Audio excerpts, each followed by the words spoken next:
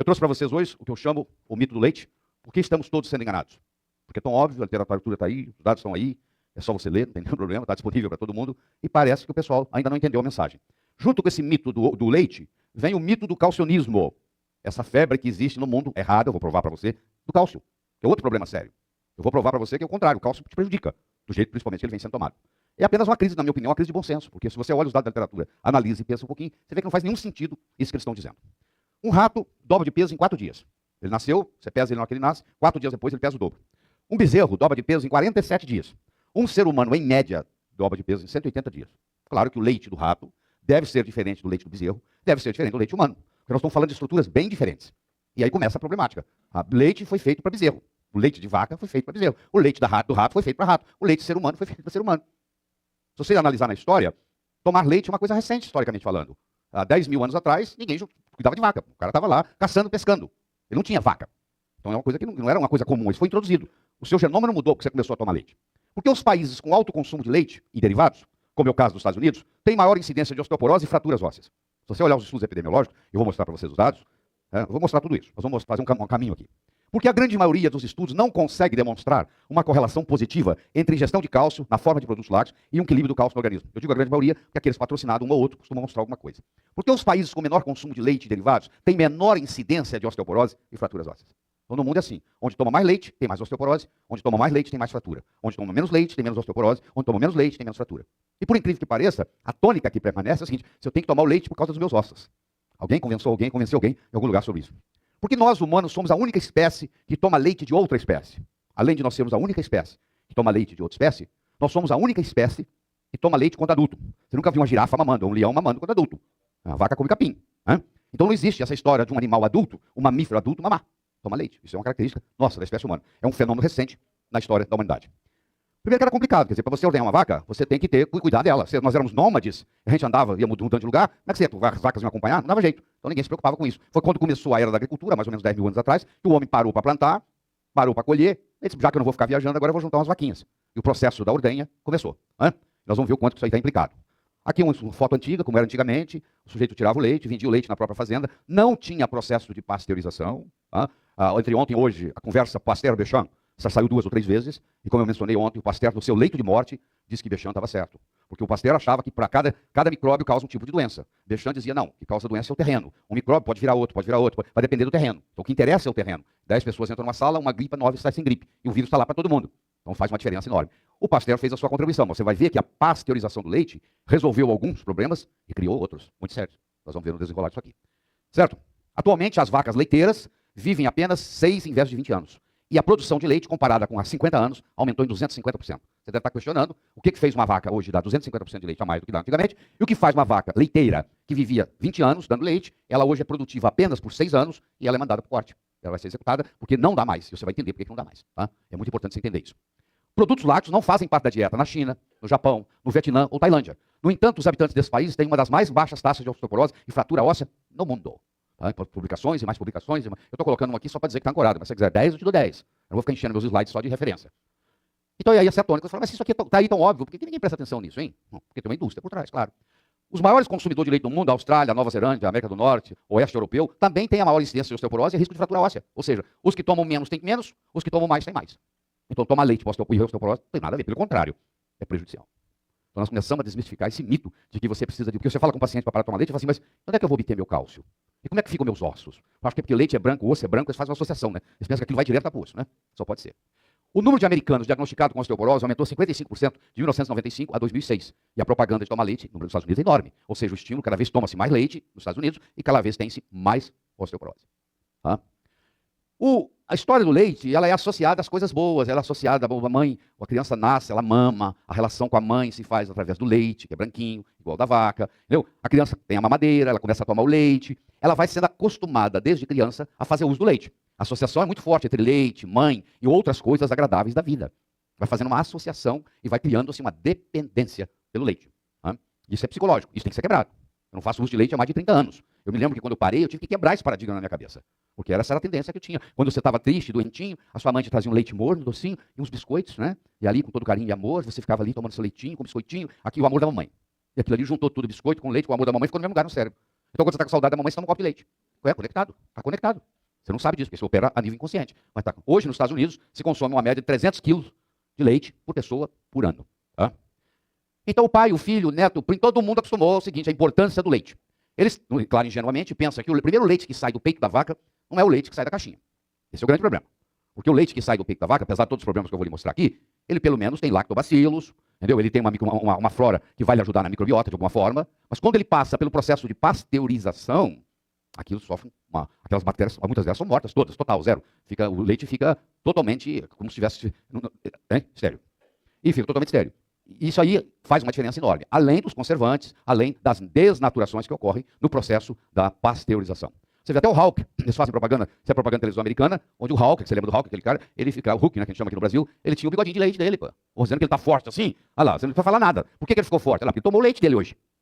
Isso vai direto no inconsciente, você não precisa falar nada, ó. Você já tomou seu leite hoje aqui, ó. O Hulk já tomou. Você vê o quanto que isso vai fazendo a lavagem cerebral. E vem tudo bonitinho, a vaquinha, o leitinho, o bezerrinho, tá tudo encantado. Bom, nós conversamos já várias vezes sobre incompatibilidade de alimentos, classificamos em alergia, classificamos em sensibilidade e classificamos em intolerância. Intolerância à lactose. O que é isso? O leite tem um açúcar chamado lactase. E quando atua uma enzima nele, chamada lactose, quebra em galactose mais glicose. Até hoje você escutou esse problema. Comigo aqui hoje você vai escutar um outro problema. Onde vai parar essa galactose? Existe um outro polimorfismo genético, onde essa galactose, mesmo sendo quebrada pela lactose, quer dizer, você não tem intolerância à lactose, você não tem problema nenhum com a lactose, o leite está aqui, você faz o teste, você não tem intolerância, mas quando a lactose quebra em glicose e galactose, agora você pode ter intolerância à galactose, que não é manifestada aqui porque ela está presa na molécula. Na hora que ela separa, é outra história. Os afro-americanos vivendo nos Estados Unidos, 75%, 3 em cada 4, tem intolerância à lactose. Os nativos americanos, os índios americanos, mais de 90% têm intolerância à lactose. E não é à toa que não existe leite, divulgação de leite no dia a dia na China, no Japão, na Coreia, porque mais de 95% dos asiáticos têm intolerância à lactose. Então isso aqui é uma verdade verdadeira, presente no nosso dia a dia. O ser humano para de fabricar lactose por volta dos 4, 5 anos de idade em média. Começa a diminuir a produção de lactose. Estou mostrando o seguinte, você está ficando adulto, você está crescendo, você tem que parar de mamar, pô. Para de tomar leite, pô. Não há necessidade de você tomar leite a vida inteira. Já que não há necessidade de produzir lactose a vida inteira. Então a produção de lactose começa. Você sabe que a Associação Mundial de Pediatria recomenda que você procure evitar ao máximo dar leite de vaca para um ser humano no primeiro ano de vida. Isso é estabelecido no mundo inteiro. E depois de um ano, se precisar, você introduz, mas por um período de tempo. Alguns falam até 6 anos, alguns falam até 8, alguns falam até 9, mas na realidade a lactose começa a cair a produção dela aos 4 anos de idade.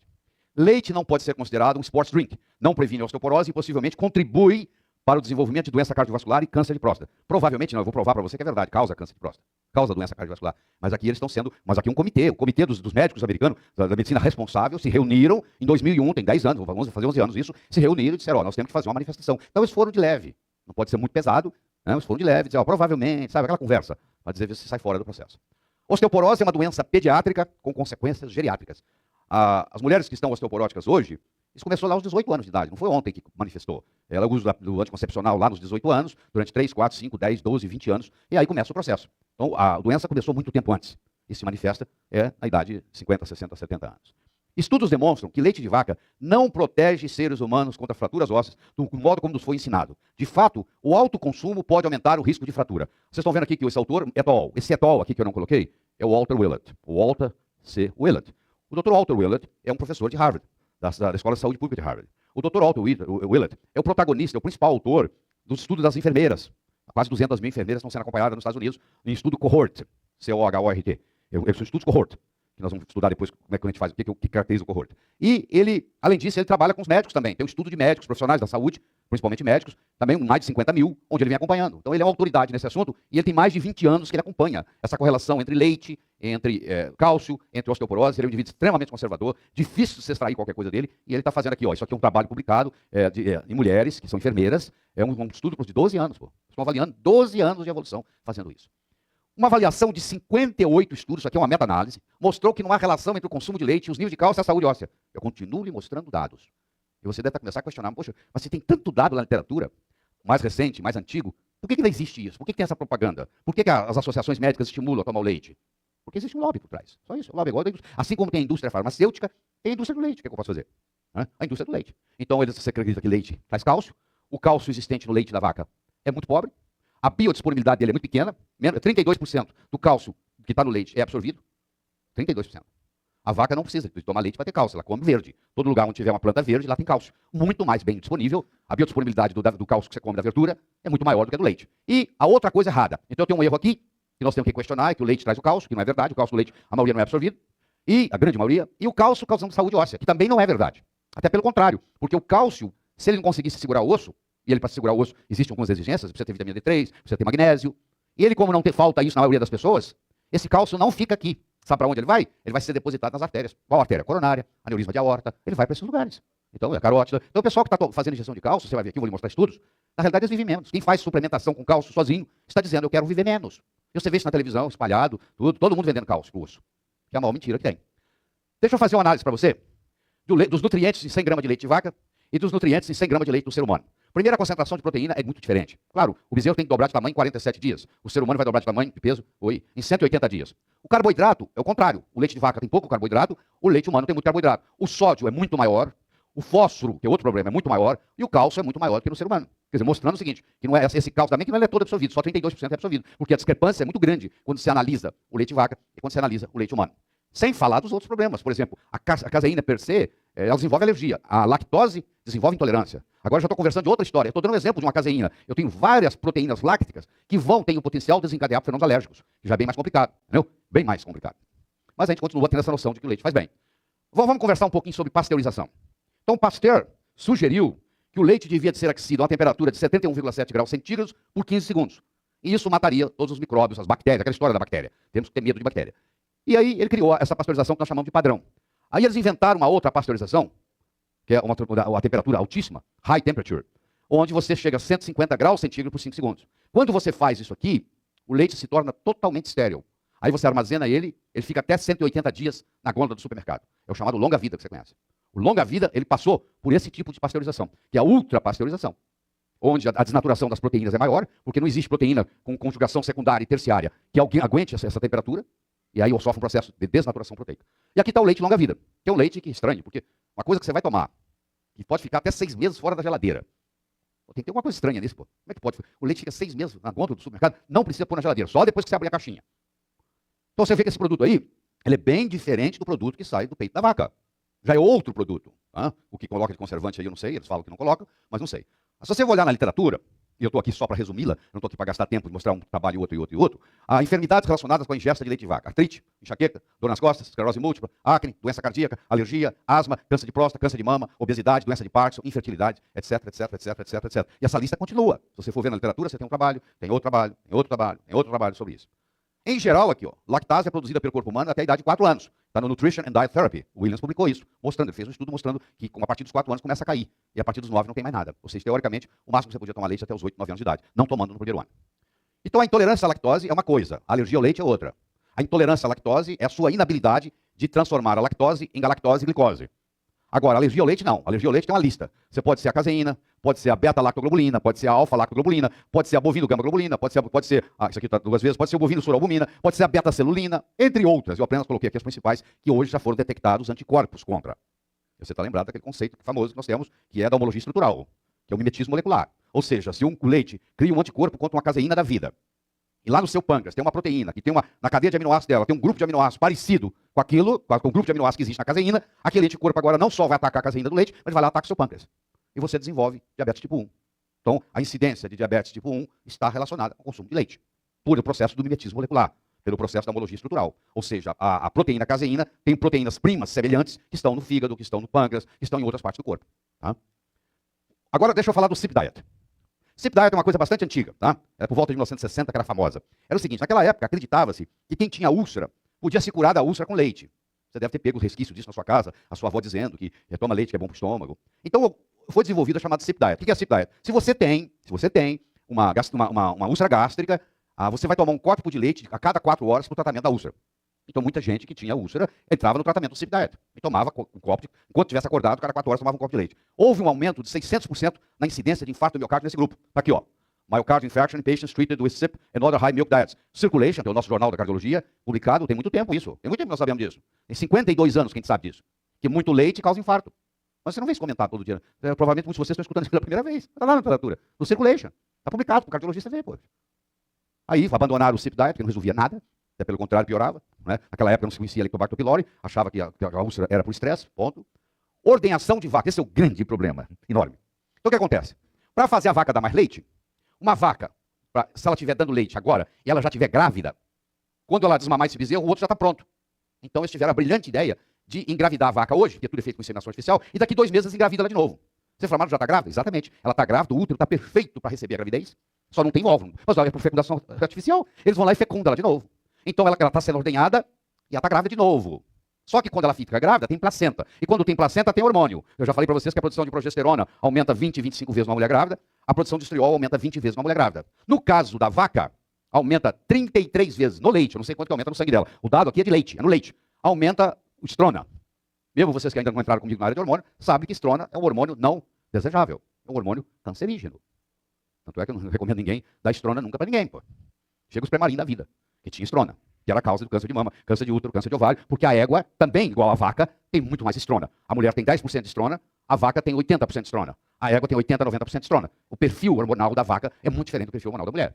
Mas como essa vaca agora está grávida, porque a produtividade do leite tem que aumentar, o produtor de leite tem que ganhar mais dinheiro, então ele agora aumenta no leite 33 vezes.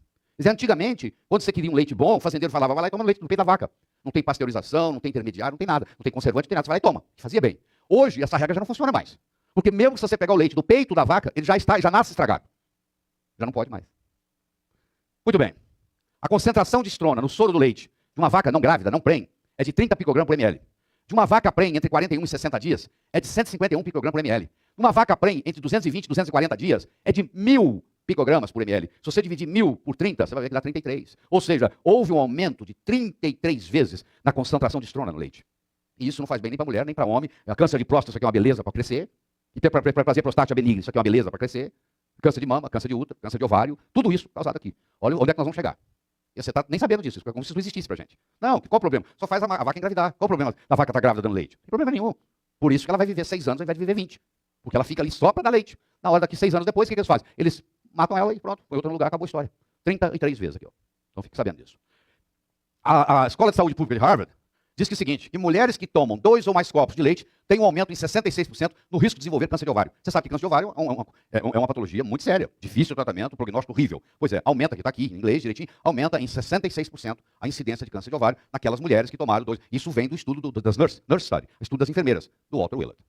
Existe uma correlação entre ingestão de leite e câncer de próstata. Uma não, muitas, porque tem vários estudos na literatura sobre produtos lácteos, cálcio, vitamina D e risco de próstata, câncer de próstata. A vitamina D é o contrário. Quanto mais baixos os níveis, maior é o risco. Quanto maiores os níveis, menor o risco. Porque a vitamina D, ela, entre outras coisas, ela é antiproliferativa.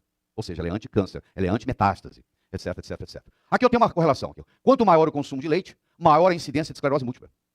Você imagina paciente com esclerose múltipla, o médico fala, você tem esclerose múltipla, você não tem cura. Cara, não tem cura, continua tomando leite.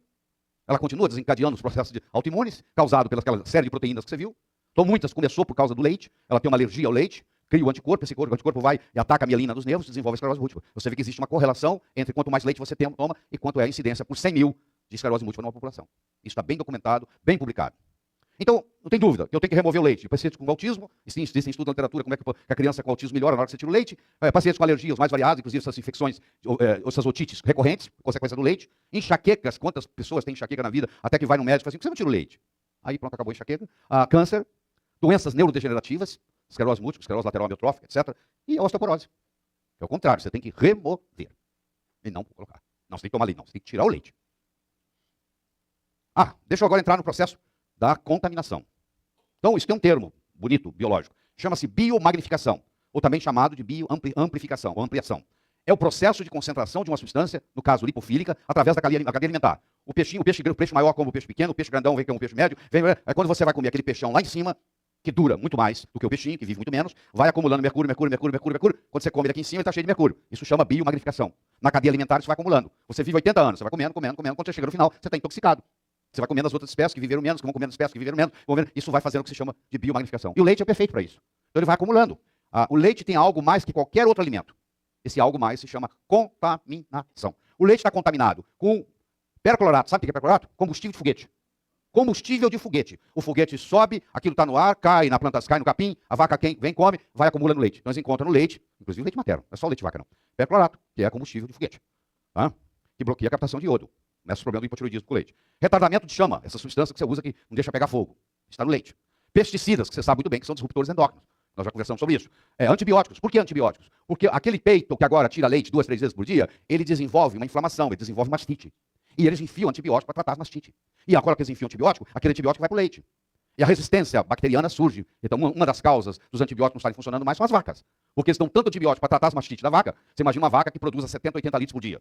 Ela desenvolve uma mastite, meu filho, ela é muito mais bem tratada que você. Você chama o veterinário vem, não, vamos dar antibiótico, não pode perder tempo, não. E enquanto isso ela para de dar leite? Não, ela continua dando 70, 80 litros por dia. E agora serão contaminados com aqueles antibióticos. Substâncias radioativas encontradas no leite. Hormônios, metais, bactérias, né? Vitamina A e D acrescentado. Você vai falar assim, mas isso aqui é uma beleza. Não, não é assim, não. Eu vou mostrar para vocês, um dia eu vou dar uma aula para vocês sobre os alimentos enriquecidos. Você vai levar um susto. Ah, isso aqui está enriquecido com vitamina D. Primeiro que a vitamina D enriquecida no leite não é grande coisa, porque lá aquilo ali não é colecalciferol, aquilo ali é ergocalciferol, é vitamina D2, aquilo é vitamina D vegetal, o ser humano usa vitamina D3, aquilo não ajuda a gente em quase nada. Quer dizer, você ter um leite enriquecido em vitamina D do ponto de vista de saúde, não significa absolutamente nada, é só para vender mais e estratégia de marketing. Hormônios no leite. Nós temos 8 hormônios pituitários, da vaca, no leite. Nós temos 7 hormônios esteroidais, da vaca, no leite. Nós temos 6 hormônios tiroidianos, da vaca, no leite. Nós temos 11 fatores de crescimento. Porque o bezerro tem que crescer, ele tem que dobrar de tamanho em 47 dias. Então os fatores de crescimento são mais concentrados. Está tudo no leite. E fator de crescimento é proliferativo. Se um ambiente propício causa câncer. Todo fator de crescimento num ambiente propício, ele desenvolve a proliferação das células. Ele é proliferativo. E ele predispõe ao câncer. Já foram isolados no leite 59 hormônios distintos. Essa é o que a literatura mostra. Você faz análise de um leite que está aqui na mesa, ele tem em torno de 59 hormônios distintos, que não pertencem, nenhum deles pertence a você. Nenhum deles. Tá? São hormônios bovinos, que estão lá.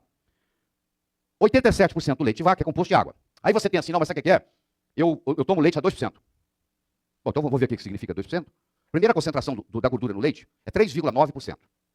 Tá? Porque a maioria do leite é água. O que tem de gordura é 3,9%. Quando você diz que um leite é 2%, você, pensando nisso, você pensa, eu sei que você pensa, que esse leite só tem 2% de gordura. Não é isso que você pensa? 2% de gordura. Isso é o que você pensa. Na realidade, vou te mostrar o que é. 2% de gordura em peso, mas 37% de gordura em caloria. Porque ele usa a coisa do peso. Claro, como a maioria é água. Então fica parecendo que não tem quase nada. Mas 37%, um leite a 2%, 37% da caloria advinda desse leite, que a água não conta, advém de gordura, mesmo ele sendo 2%. Então você está ingerindo grande quantidade de gordura saturada, querendo ou não. Leite e saúde infantil. Faz bem ou faz mal? O Dr. Benjamin Spock, você deve ouvir falar dele, que foi um grande pediatra, famoso, né? Famosíssimo, famosa autoridade em saúde infantil, que está errado, cita no seu livro: leite de vaca causa perda intestinal de sangue, alergias, indigestão e contribui para alguns casos de diabetes juvenil. Alguns casos não, muitos. Por aquele processo da homologia estrutural, que nós já conversamos aqui muitas vezes, o mimetismo molecular. Tá? Então está aqui o livro do Dr. Spock, tá? Sobre babies e como cuidar das crianças. Então, leite e saúde infantil. Morte súbita, morte no berço, está associado à alergia ao leite. Provavelmente você não ouviu falar nisso, porque ninguém fica divulgando isso. Mas se for na literatura, eles já fizeram estudos de morte súbita em recém-nascido, em criança, e associaram a alergia ao leite. A causa da morte súbita no berço é a alergia ao leite. Asma. Quanto mais leite, mais asma na criança. Autismo. Nós já conversamos sobre isso. Inclusive, a Sumia já falou aí. Beta-casomorfina, 7. Isso aqui está associado com a esquizofrenia. O Dr. Robert Cade, que é um psiquiatra, ele faz estudo com isso, e ele mostrou que a beta-casomorfina 7, CMF7, que está no leite, pode desencadear, em alguns casos, esquizofrenia. Olha que coisa impressionante. Uma proteína que você está tomando do leite está causando em você um quadro esquizofrênico. Tira o leite e melhora a esquizofrenia. Tem casos relatados na literatura. O autismo, em 1970, você encontrava um caso em cada 10 mil crianças. Em 2005, você passou a encontrar um caso em cada 500 crianças. Em 2009, você tem um caso em cada 100 crianças. O número de crianças com autismo vem aumentando no mundo. E tem a ver com a nutrição, com a contaminação do leite, a contaminação do leite materno, e é 3 vezes mais comum em homens do que em mulheres. Porque talvez os homens, aqueles hormônios que estão lá no leite, são de vaca, são de fêmea, e os machos estão recebendo. O leite causa infecção de ouvido. O tubo de Eustáquio da criança, não só ele é mais curto, como ele está mais na horizontal. Eu vou mostrar, eu tenho um slide aqui para mostrar para vocês. E por isso que a criança tem mais infecção de ouvido do que o adulto. Esse tubo de Eustáquio depois ele estica um pouco mais e muda o ângulo. Aí faz uma drenagem natural. Eczema, cólica, constipação, colite, diabetes tipo 1, obesidade. Por que obesidade? Porque é por causa dos fatores de crescimento que existem no leite, que são muitos. Comportamento e aprendizagem, prejudicando a aprendizagem, principalmente se você tem intolerância à lactose ou alergia a uma das proteínas. E o chamado bovine growth hormone. Agora vem outro problema sério. Seríssimo. Isso hoje é recombinante. Ou seja, ficou barato. Eu hoje, usando Escherichia coli, eu faço o RBGH. Você vai conversar com seus amigos veterinários, eles vão dizer para você, eu conheço um fazendeiro que usa Prozilac. O que é o Prozilac? É o nome comercial do Bovine Growth Hormone, o DNA recombinante. Então esse é o hormônio de crescimento. Por que ele está no leite? Porque ele faz dar mais leite. O fazendeiro descobriu que se ele der Prozilac, se ele injetar na vaca cada 10 dias, uma injeçãozinha de Prozilac, a vaca aumenta a produção de leite. Só que para onde que vai esse hormônio de crescimento? Ele vai para o leite. Só que ele é um hormônio de crescimento bovino. Você começou a fazer uma modulação hormonal não bioidêntica. É mais ou menos igual tomar o Premarin. Não tem muita diferença não. Só que o Premarin vem de água. Isso aqui está vindo do boi, está vindo da vaca. É bovino. Só isso. Continua, você está fazendo uma reposição hormonal que não precisa, que você não pediu, não bioidêntica, com todas as suas consequências. Tá? Aqui está o canal, o tubo de Eustáquio. Na criança e no adulto, na criança ele é menor e ele é mais na horizontal. No adulto ele é maior e ele é mais na vertical. E é uma questão de drenagem, mais curta e menos vertical que no adulto. Por isso que a recorrência de otite na criança é maior, associado à alergia à caseína e seus companheiros. Quanto maior o consumo de leite, maior a incidência de diabetes. Olha aí, ó. Você vai na Finlândia, onde tem mais incidência de diabetes, olha, o consumo de leite é muito diferente do consumo de leite no Japão, onde também tem muito pouco diabetes. O país que você vive, quanto mais ele tem, a pessoa bebe leite, mais diabetes tipo 1 existe. É uma das causas. A outra é a contaminação do leite por bactérias que gostam de insulina. E elas vão lá nas ilhotas de Langerhans e comem a galinha de ovos de ouro. Ao invés de esperar produzir a insulina, elas destroem o pâncreas. Esse é outro mecanismo que tem essa hipótese que o leite brasileiro está contaminado. Tá? Aqui estão aqueles alimentos que nós conversamos, né? Está aí, ó. Leites e derivados está aqui, o número 2. E geralmente tem um cruzado aqui, entre o glúten e o leite. Aqui eu mostrei para vocês ontem que uma coisa boa que tem no leite é o CLA. O CLA vem que é o ácido rumênico, vem de ruminação, que é um dos 28 isômeros do ácido linoleico. Um deles é o CLA, que é esse aqui está aqui, ó, que é o ômega 7, que é uma gordura trans, que faz bem. É um dos 28 isômeros do ácido linoleico, que é o ácido rumênico, que é animais que ruminam. Nesse subir e descer na ruminação, eles formam o CLA, que é usado, que tem as propriedades anticancerígenas, né, encontradas e está usado no metabolismo de gordura. Tá? Então ele acontece, no caso aí ele é um trans, tá vendo aqui? Ele ficou trans. E aqui está o rumênico. Seres humanos absorvem somente 32% do cálcio contido no leite de vaca. Ainda bem, que seria pior. Porque é o seguinte, quanto maior o consumo de leite, maior a incidência de câncer de mama. Aqui, ó. Se você puser os países todos onde você está estudado, aqui está a Coreia, aqui, ó. Aqui está a Holanda, aqui, ó. Você olha da Holanda para a Coreia, você vai ver, ó. Lá praticamente se toma leite. A Holanda é um dos países do mundo onde mais se toma leite. A incidência de câncer de mama na Holanda é altíssimo. A incidência de câncer de... E assim vai, você faz qualquer correlação, você vai mostrar de todos os estudos apresentados até hoje, epidemiológicos, existe uma correlação na quantidade de leite que se toma e a incidência de câncer de mama. Aqui eu estou mostrando para você, quanto maior o consumo de caseína, maior a incidência de diabetes tipo 1, pela homologia. Homologia estrutural. Ou seja, quanto mais leite você toma, mais caseína tem. Enquanto isso aqui é rapaz com menos de 15 anos. Tá? Isso aqui é detalhe só para jovens. É onde aparece a diabetes tipo 1, na juventude, na adolescência. Tomou leite muito tempo e desencadeou o processo da diabetes tipo 1. O Dr. Willett, aqui, o Walter Willett, ele é o protagonista desse estudo. Ele é o investigador-chefe, que é o chamado Nurses Health Study, que é 77.761 mulheres foram analisadas nesse específico aqui, com idade entre 30 e 45 anos, foram acompanhadas por 12 anos. Análise da dieta e fraturas de rádio e fêmur. Por isso que é cohort. O que é um estudo cohort? Um estudo cohort, em pesquisa, é o seguinte, é um grupo que você acompanha sem fazer nada, você não interfere. Você só vai fazendo questionários. Você faz o questionário quando ele entra no estudo, o que você come, o que você bebe, como é que você dorme. Aí você faz um questionário, sei lá, de 50 páginas. Aí o que acontece? Aí você agora acompanha esse questionário, acompanha esse grupo, sem intervir. Você não tem esse negócio de randomizar, nada não. Por isso que chama cohort. Você só vai acompanhar.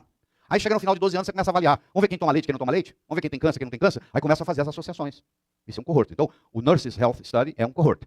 Conclusão, as mulheres que ingeriram 2 ou mais copos de leite por dia tiveram mais fraturas que aquelas ingerindo menos 2. Você já viu isso? Então esse é o trabalho do Willett. Estudos prospectivos de longo prazo. Conclusão, isso aqui tem vários estudos aqui, 1, 2, 3. A ingestão de leite de vaca e a suplementação com cálcio não mostram nenhum benefício na prevenção de fraturas ósseas. Aqui eu tenho, olha só, eu tenho 2 grupos aqui. Eu tenho o grupo que, esse grupo aqui é o grupo placebo. Esse grupo aqui é o grupo que fez ingestão de cálcio, suplementação de cálcio. E aqui tem incidência de infarto do miocárdio. Conclusão, aquele grupo que fez suplementação com cálcio teve mais infarto do que o grupo que não suplementou. Você entende por quê? Porque o cálcio não é só você dar ele, não é só você absorver ele. Ele tem que ficar preso no osso. E tem truques para prender no osso. Se ele não ficar no osso, você deposita na coronária. Ele cria problemas. Suplementação de cálcio em mulheres saudáveis, menopausadas, aumenta o risco de infarto do miocárdio. Eram mulheres saudáveis, menopausadas. O que a mulher faz na menopausa? Preciso tomar meu cálcio. Não é assim que ela fala para o médico? Doutor, você não está me dando cálcio. Não, pode deixar que nós vamos começar a te dar cálcio agora. E o médico dá cálcio, mal sabendo que ele está aumentando o risco dela morrer mais cedo. Quem toma mais cálcio, suplementação de cálcio sozinho, morre mais cedo. Tá aqui, ó. Aqui você tem, quanto maior a ingestão de cálcio, maior a incidência de fratura do quadril. Olha que coisa, pô. É o contrário, quando você toma o cálcio sozinho, você facilita o quadril quebrar. Olha lá, fratura de quadril. Aqui, olha aí, ó, tá aí, ó. Mais cálcio, mais fratura de quadril. Ah, isso aqui é fundamental. Não é só o cálcio, é a relação cálcio-magnésio. Então, eu tenho que, por exemplo, a Finlândia, aqui, ó, tinha um lugar onde mais morria do coração. Tá? Era o lugar onde mais tinha doença cardíaca no mundo. Era a Finlândia. Não é mais.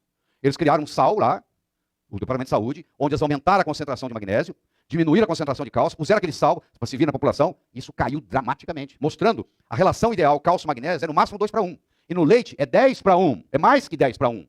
Ou seja, o cálcio proveniente do leite, ele é maléfico, porque ele não traz a relação com o magnésio. Você acabou criando um problema novo na sua vida que você não tinha, porque você toma um copo de leite todo dia. Você agora aumentou a sua concentração de cálcio, sem aumentar a concentração de magnésio na mesma proporção, e o seu risco de morrer agora aumentou. Isso está aí na literatura disponível para você. Ó. A importância da relação cálcio-magnésio na dieta. E assim vai. Quanto mais leite você toma, mais câncer de próstata você tem. Quanto mais leite você toma, mais câncer de próstata metastático você tem. Quanto mais leite você toma, mais mais câncer de próstata. Está tudo relacionado. Câncer de próstata tem vários artigos. Inclusive o NHANES. O que é o NHANES? É aquele survey, aquela pesquisa que os Estados Unidos faz por lei cada 5 anos. Eles já estão no NHANES 6. Tem 30 anos que eles fazem isso. Eles vão e fazem um levantamento do povo americano. O que você está tomando, o que você não está tomando, como é que você come, o que você deixa de comer, que vitamina. Esse é o chamado NHANES. Tá? E aí eles publicam. Aí eles vão mostrando o seguinte aqui, ó. Quanto mais cálcio você ingere, mais câncer de próstata você tem. O NHANES nos Estados Unidos mostrou isso. Quanto maior o seu consumo, se você ingere 921 mg de cálcio por dia, a sua incidência de câncer de próstata é muito maior, 4, 5 vezes maior do que você toma 455. E aí na televisão está vendendo cálcio aí, você já viu que beleza? Não, você precisa tomar cálcio para a sua saúde. Até o médico receita, porque você quer mais. Né? Aqui, ó, injeção de cálcio e câncer de próstata. De novo. Meta-análise entre câncer de próstata e consumo de leite. Dos 12 estudos na literatura, 10 mostraram que aumenta. Um não fez diferença e um deu uma pequena diminuição. 10 dos 12 na meta-análise mostraram que aumenta. Aí então, está a literatura para você ver. Podíamos trazer trabalho. Aqui está de novo para você. E eu gostaria de mostrar que a verdadeira causa da osteoporose. Já que o problema não é cálcio, o que é o problema? Primeiro que 85 a 90% do osso é proteína, não é mineral. Segundo, produtos lácteos têm sido considerados alimentos saudáveis, e isso, infelizmente, é apenas um mito. Quem falou isso foi o Campbell. O Campbell, para quem não lembra, é o autor do China Study, considerado o Grand Prix, o melhor estudo até hoje feito de epidemiologia no mundo, que gerou um livro chamado China Study, que tem inclusive traduzido para o português, Estudo da China, onde ele mostrou, durante 30 anos, ele que foi o cabeça disso tudo, é um americano, ele mostrou que isso aí é mito, tudo mito, mais um mostrando que é mito. Não faz sentido que tenhamos que depender a vida toda de leite de uma outra espécie para preencher nossas necessidades de cálcio. Isso não faz sentido. Osteoporose é causada por falta de cálcio? Não. Suplementação com cálcio é útil na prevenção de osteoporose? Não. O esqueleto é constituído de 2 tipos de osso.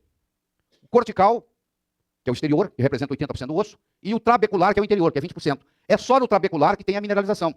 E os estudos de cremação mostram que você vai pegar um jovem de 18 anos, com, sei lá, 1,80 m, pesa tanto.